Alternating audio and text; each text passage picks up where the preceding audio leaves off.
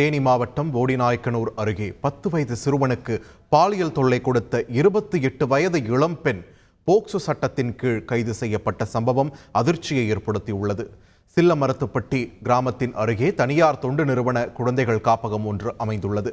இங்கு குழந்தைகள் பராமரிப்பாளராக பணியாற்றி வரும் பல்லவராயன்பட்டியைச் சேர்ந்த முனீஸ்வரிக்கு திருமணமாகி கணவரை பிரிந்து வாழ்ந்து வருகிறார். இவர் இதே காப்பக விடுதியில் தங்கி பயின்று வரும் ஆண்டிப்பட்டியைச் சேர்ந்த 10 வயதேயான சிறுவனுக்கு தொடர்ந்து பாலியல் தொல்லை கொடுத்து வந்ததாக குற்றம் சாட்டப்பட்டுள்ளது. அந்த சிறுவன் மற்றொரு தனியார் தொண்டு நிறுவன காப்பகத்திற்கு மாற்றப்பட்ட நிலையில் அவர் மன ரீதியான பாதிப்புகளுடன் மிகவும் உடல் சோர்வாக காணப்பட்டுள்ளார். அங்குள்ள காப்பக விடுதி பராமரிப்பாளர்கள் இது குறித்து விசாரித்த போது முனீஸ்வரி தனக்கு பாலியல் தொந்தரவு கொடுத்ததை சிறுவன் கூறியதாக தெரிவிக்கப்பட்டுள்ளது. இதைத் தொடர்ந்து விடுதி நிர்வாகத்தினர் தேனி குழந்தைகள் நல அலுவலரிடம் தகவல் அளித்து விசாரணை மேற்கொண்டு போலீசார் சிறுவனுக்கு பாலியல் தொந்தரவு கொடுத்ததாக கூறப்படும் முனீஸ்வரியை கைது செய்து சிறையில் அடைத்தனர். செய்திகளை உடனுக்குடன் தெரிந்து கொள்ள உடனே சப்ஸ்கிரைப் பண்ணுங்க.